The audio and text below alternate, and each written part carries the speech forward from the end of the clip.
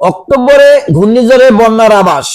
চলতি মাসের বঙ্গোপসাগরের একটি ঘূর্ণিঝড় হওয়ার আভাস রয়েছে।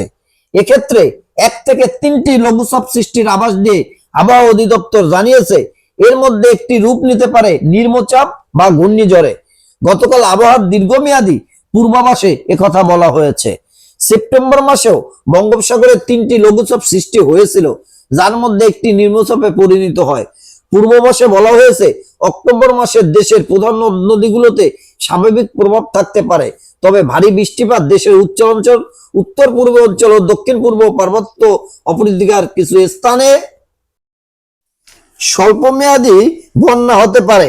আবহাওয়া অধিদপ্তর জানিয়েছে গেল সেপ্টেম্বরে সারা দেশে স্বাভাবিক অপেক্ষা কম বৃষ্টিপাত হয়েছে। সেপ্টেম্বরে ঢাকা, ময়মনসিংহ, রংপুর, রাজশাহী, চট্টগ্রাম, খুলনা, বরিশাল বিভাগে স্বাভাবিক অপেক্ষা কম এবং সিলেট বিভাগে স্বাভাবিক অপেক্ষা বেশি বৃষ্টিপাত হয়।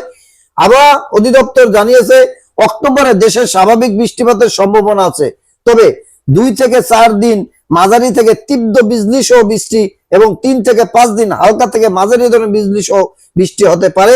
এ মাসের প্রথমার্ধে দক্ষিণ পশ্চিম মৌসুমী বায়ু বর্ষা বাংলাদেশ থেকে পর্যায়ক্রমে বিদায় নিতে পারে বলে আভাস দেওয়া হয়েছে। এই ছিল আজকের আবহাওয়া।